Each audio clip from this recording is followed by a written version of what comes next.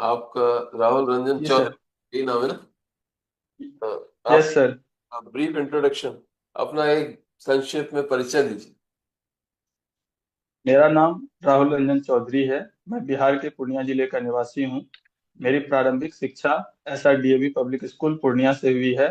तत्पश्चात मैंने graduation Patna science college, post graduation university of Allahabad Prayagraj से किया हूँ।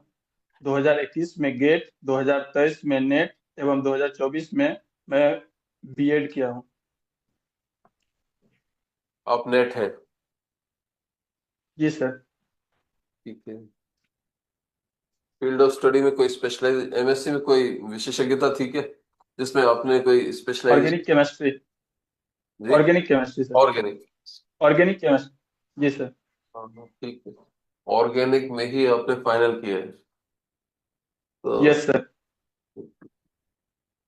और बाकी तो आप जनरल सभी पढ़ते हो, ऑल ब्रांचेस है ना? बाकी आप थोड़ा सा ये बताएंगे मतलब। पहले फर्स्ट फर्स्ट 2 सेमेस्टर में हाँ सारा बता। था, और लास्ट जो 2 सेमेस्टर था उसमें सिर्फ बस ऑर्गेनिक था। सब पढ़ा जाता है, ठीक। स्ट्रक्चर रिएक्टिविटी के संबंध में थोड़ा ये बताएं। हेमंड पॉस्टुलेट क्या, किसको कहते हैं स्ट्रक्चर इसमें रिएक्शन? हेमंस हाँ पोस्टुलेट हेमंड। सर। हेमंस पोस्टुलेट जो है, जो ट्रांजिशन स्टेट्स का जो कम्प्लेक्स होते हैं उसकी स्ट्रक्चर्स के बारे में बताता है कि वो किससे रिलेटेड होगा। या तो वो रिएक्टेंट से स्ट्रक्चर उसका सिमिलर होगा या प्रोडक्ट। और वो इस चीज पे डिपेंड करेगा कि जो उसकी एनर्जी है, ट्रांजिशन स्टेट का एनर्जी, वो किसके क्लोज है। यदि रिएक्टेंट के क्लोज एनर्जी होगा तो उसका स्ट्रक्चर रिएक्टेंट के क्लोज होगा। और यदि प्रोडक्ट के एनर्जी के क्लोज होगा तो उसका जो स्ट्रक्चर है प्रोडक्ट के क्लोज होगा, प्रोडक्ट से सिमिलर रखेगा। फ्री रेडिकल्स के बारे में और कार्बीन्स के बारे में थोड़ा बताएंगे। रिएक्टिव इंटरमीडिएट रहते हैं ना, तो उसमें yes free sir. Yes sir. Free radicals और कार्बीन्स के बारे में कुछ थोड़ा बेसिक फंडामेंटल। कार्बिन जो है इलेक्ट्रॉन डेफिशिएंट स्पेसीज होता है। 6 इलेक्ट्रॉन्स इसमें प्रेजेंट होते हैं। इसका 2 टाइप्स के कार्बिन मोस्टली होते हैं, एक सिंगलेट होता है, एक ट्रिपलेट होता है। सिंगलेट में जो इलेक्ट्रॉन्स होते हैं वो पेयर्ड होते हैं, इसका हाइब्रिडाइजेशन sp2 होता है। और जो ट्रिपलेट होता है इसमें दो इलेक्ट्रॉन्स जो हैं एक p ऑर्बिटल्स में प्रेजेंट होते हैं। ऐसे दो डिफरेंट p ऑर्बिटल्स में, प्योर p ऑर्बिटल्स में प्रेजेंट होते हैं, इसका हाइब्रिडाइजेशन sp होता है। हम्म। और ESR एक्टिव होता है ट्रिपलेट कार्बिन, और ये जो है इनएक्टिव होता है सिंगलेट। ओके। ऑर्गेनोमेटेलिक कंपाउंड्स के बारे में सुना होगा। ऑर्गेनोमेटेलिक कार्ब धात्विक है ना, ये सर। उनके यस सर। बारे यस। थोड़ा सा उसके बारे में पूछ रहा हूँ मैं आपसे। ये जो है मेटल क्लस्टर्स और बोरेन्स, मेटल यस। क्लस्टर्स और बोरेन्स के कुछ उदाहरण, कुछ उनके गुण बताएं। मेटल क्लस्टर्स वो ऑर्गेनोमेटालिक कंपाउंड जिसमें मेटल मेटल्स के बीच मल्टीपल बॉन्ड्स प्रेजेंट होते हैं। हम्म। जैसे रोडियम का कम्प्लेक्स, या मैंगनीज का ले सकते हैं Mn2CO10। या फिर कोबाल्ट का कम्प्लेक्स ले सकते हैं CO4CO12। हम्म। और ऑर्गेनोमेटेलिक बोरेन्स में। बताएं। जी सर। आप बताएं बताएं, बोरेन्स में बताएं।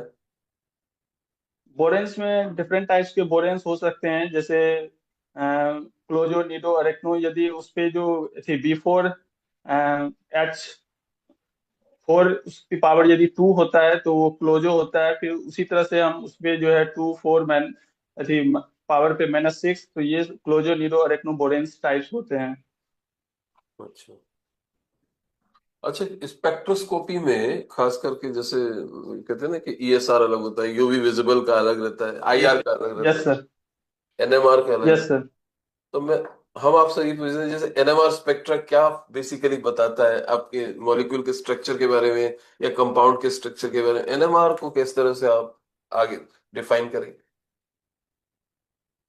NMR एक्टिव जो मॉलिक्यूल्स होते हैं, जब उसे एक्सटर्नल मैग्नेटिक फील्ड के प्रेजेंस में रखा जाता है तो जो उसके न्यूक्लियाई होते हैं जो डिफरेंट स्पिन्स में प्रेजेंट होते हैं, तो जो एक्सटर्नल मैग्नेटिक फील्ड में वो या तो क्लॉकवाइज डायरेक्शंस में प्योरली रोटेट कर रहे होते हैं या एंटी क्लॉकवाइज। तो जो एक्सटर्नल मैग्नेटिक फील्ड के डायरेक्शंस में होते हैं तो उसका एनर्जी जो है कम हो जाता है।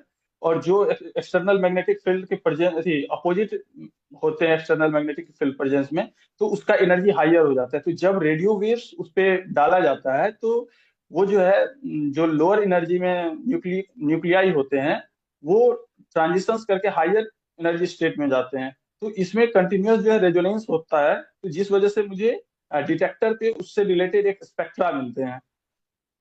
एनएमआर बेसिकली क्या बताता है मॉलिक्यूल के स्ट्रक्चर के बारे में, मतलब एवेल्युएशन क्या बताता है कि क्या डिफरेंट टाइप्स ऑफ प्रोटॉन्स, हाँ। जो 1H NMR है वो different types of proton surroundings protons के बारे में बताता है। हमें उसकी ज्योमेट्री के बारे में कैसे मालूम, क्या बताता है एनएमआर, कि हम ज्योमेट्री तक कैसे पहुंच सकते हैं, क्या स्ट्रक्चर है, संरचना कैसी है, इसके बारे में थोड़ा एनएमआर का रोल क्या है। वो उसका सर जो NMR की हेल्प से हम प्रत्येक जो प्रोटॉन्स है उसका सिग्नल्स डिफरेंट डिफरेंट आता है हम्म। TMS के रेस्पेक्ट में। फिर उसके अलावा कपलिंग कांस्टेंट वैल्यू होते हैं। ठीक है, सब कुछ। ठीक है। राहुल जी, आवाज क्लियर जी आ रही सर। है मेरी? आवाज क्लियर आ रही है? Yes sir, yes sir. Yes organic, sir. Organic में स्पेशलाइजेशन है आपका। Yes sir. दो इंटरमीडिएट बनते हैं, न्यूक्लियोफाइल और इलेक्ट्रोफाइल। Yes sir. इनको अपन और क्या कह सकते हैं? Yes sir. इनको और क्या कह सकते हैं? लुईस एसिड लुईस बेस कह सकते हैं। किसको कहेंगे लुईस एसिड? जो इलेक्ट्रॉन डेफिशिएंट स्पेसीज होगा वो लुईस एसिड होगा, और जो इलेक्ट्रॉन रिच स्पेसीज होगा वो नहीं, लुईस बेस होगा। अगर इलेक्ट्रोफाइल है, जी इलेक्ट्रोफाइल को सर। मैं क्या कह सकता हूँ? इलेक्ट्रोफाइल को लुईस एसिड कहेंगे। तो न्यूक्लियोफाइल को बेस कहेंगे। लुईस बेस कहेंगे। ठीक है, तो यस सर। लुईस एसिड क्या होते हैं? लुईस एसिड वो स्पेसीज होता है जो कि लोन पेयर ऑफ इलेक्ट्रॉन को एक्सेप्ट करे। एक्सेप्ट। और लुईस बेस जो इलेक्ट्रॉन यस सर। को डोनेट करे। इलेक्ट्रॉन पेयर डोनेट करे। Yes sir. तो एसिड और बेस के लिए एक तो अपने आर्हेनियस कंसेप्ट हो गया, एक यस सर। लोरी ब्रोंस्टेंट हो गया, एक लुईस कंसेप्ट हो गया, यस सर। और इसके आगे कुछ यस आया सर। क्या? लक्स फ्लड है एक। एक होमोल्यूमो कंसेप्ट है। क्या है वो? होमोल्यूमो कंसेप्ट ये है कि जो लोवेस्ट अनऑक्युपाइड मॉलिक्यूलर ऑर्बिटल होगा तो वो इलेक्ट्रॉन पेयर को एक्सेप्ट कर रहा होगा। तो जो ल्यूमो मॉलिक्यूल्स होगा जिसका ल्यूमो इंटरेक्ट कर रहा होगा वो एज अ बेस काम करेगा। और जो हाईएस्ट ऑक्युपाइड मॉलिक्यूलर ऑर्बिटल होगा जो तो जो मॉलिक्यूल्स का हाईएस्ट ऑक्युपाइड मॉलिक्यूलर ऑर्बिटल जो इंटरेक्शंस में पार्टिसिपेट कर रहा होगा तो वो एज अ बेस वर्क करेगा। अच्छा, थोड़ा सा एनालिटिकल केमिस्ट्री देखिए। इधर सर देखा नहीं हूँ, देखना पड़ेगा सर। नहीं नहीं, सिंपल पूछ रहा एक हूँ। दो दिन में एक दो दिन में कंप्लीट कर लूंगा। हाँ। यस सर, पूछिए सर। एनालिटिकल केमिस्ट्री देख लेना, मैं तो बस सिंपल ये पूछ रहा हूँ यस। कि हम उसमें एसिड और बेसिक रेडिकल आइडेंटिफाई करते हैं। तो यस जब सर। हम एसिड रेडिकल आइडेंटिफाई करते हैं तो कभी कभी हमें यस सर। एक्सट्रैक्ट बनाना पड़ता है। ये सोडा क्या एक्सट्रैक्ट, सर? सोडा एक्सट्रैक्ट बनाना पड़ता है हमको, सोडियम एक्सट्रैक्ट। Yes sir. तो यस सर। Yes sir. ये क्यों बनाना पड़ता है हमें?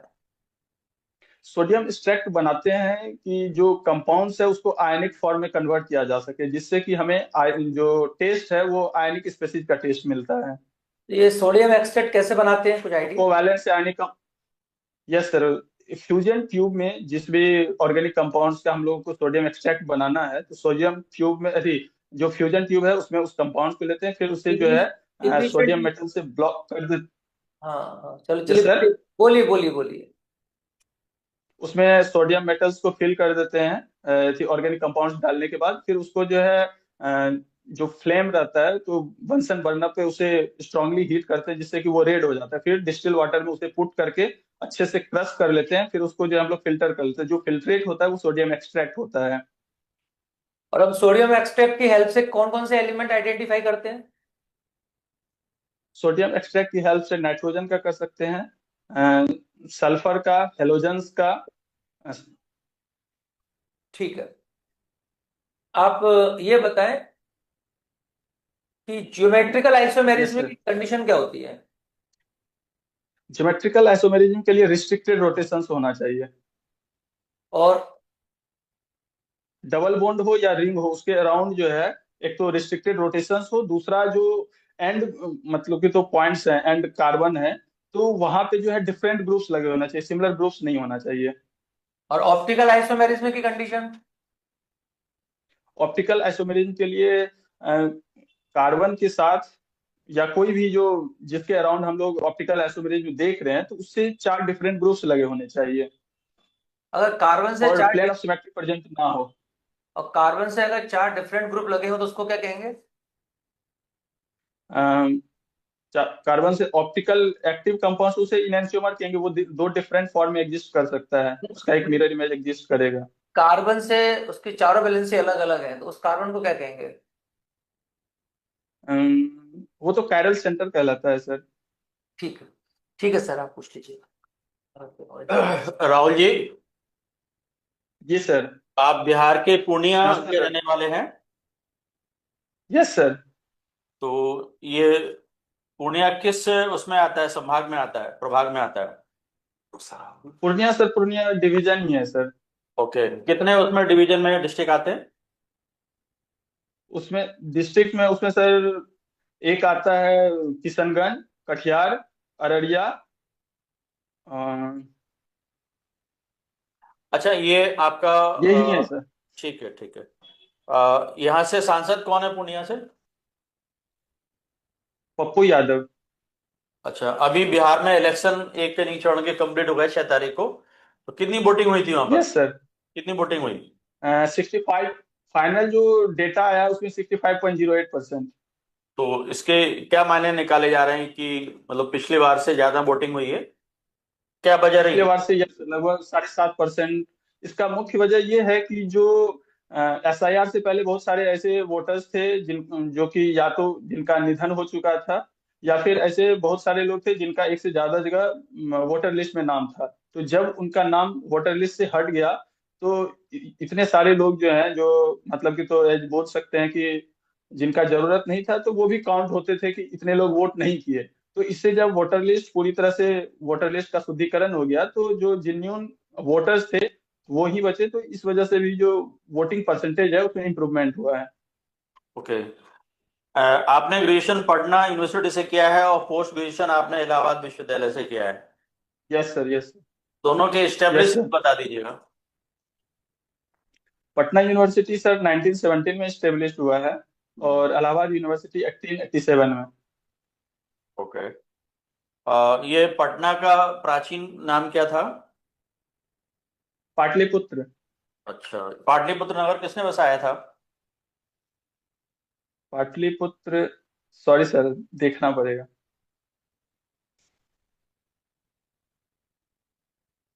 अच्छा, ये बिहार में आपका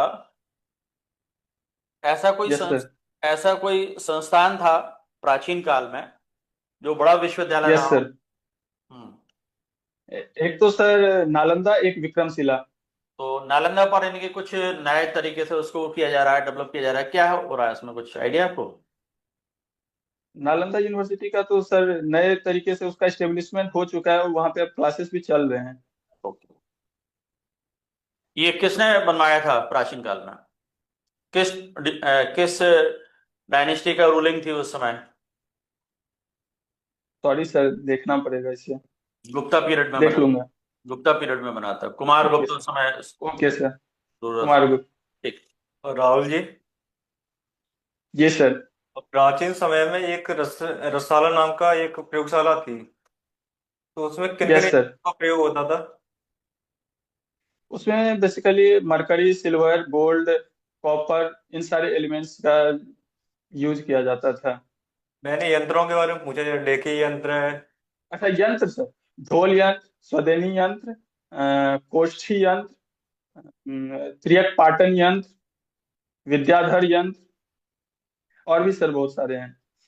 डेडली यंत्र का यूज कहाँ होता था? नेक्स्ट। Yes sir. 2025 में नोबेल क्या प्राइज बोले सर? किसको मिला था? 2025 में 3 लोगों को मिला था, सुसुमु कितागावा, रिचर्ड रोबसन और ओमर यागी। किस क्षेत्र में मिला था इनको? मेटल ऑर्गेनिक फ्रेमवर्क के लिए ये जो कम्प्लेक्स हैं, तो इसका यूज जो है जैसे ग्रीन हाउस गैसेस हैं उनके कैप्चरिंग के लिए, साथ ही साथ बहुत सारे रिएक्शंस जो को ये जो है एक कैटालिटिक सरफेस प्रोवाइड करने में भी ये हेल्पफुल है। साथ ही जो डेजर्ट रीजन है तो वहां पे एटमॉस्फेयर में प्रेजेंट वेपर्स को कैप्चर करके ड्रिंकिंग वाटर भी इस चीज से जो है प्रोवाइड किया जा सकता है। चलिए, मेरा लास्ट क्वेश्चन है कि मध्य प्रदेश में एल्यूमिनियम कहाँ पाया जाता है? यस सर, अनूपपुर जिले में। इस वजह से जो अनूपपुर जिला है अमरकंटक पर्वत क्षेत्र, तो उसे जो है मध्य प्रदेश का रेणुकूट भी कहा जाता है। Okay, thank you sir. Rahul Ranjan ji, जी आपका सर। एक जी सर। फीडबैक बता देते हैं इसमें। आपका जी sir. Body language wise excellent है, ड्रेस अपीयरेंस में भी एक्सेलेंट है, फेशियल एक्सप्रेशन गुड है, कम्युनिकेशन स्किल्स गुड हैं, बोर्ड टीचिंग जो होती है, बोर्ड शिक्षण वो गुड है। और वो तो अभी आप प्रेजेंटेशन देते अगर ज्यादा समय होता है, वैसे सब्जेक्ट नॉलेज में भी जी सर। आपका गुड है, और एप्लीकेशन फॉर्म एक्सीलेंट है।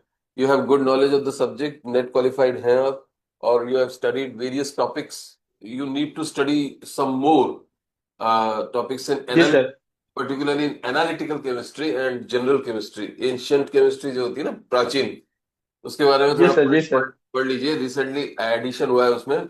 और जनरल केमिस्ट्री के बारे में, ओके और सर। एनालिटिकल विश्लेषिक रसायन होता है, एनालिटिकल केमिस्ट्री के बारे में पढ़ लीजिए। थोड़ा सा उसमें शॉर्टकमिंग है, ओके सर। अगर और पढ़ लेंगे तो थोड़ा यस। तैयारी और बढ़िया सॉलिड हो जाएगी। और ओवरऑल जी सर। आपका अच्छा है। Okay, thank you. Thank you sir. चलिए, all the best All the Rahul ji.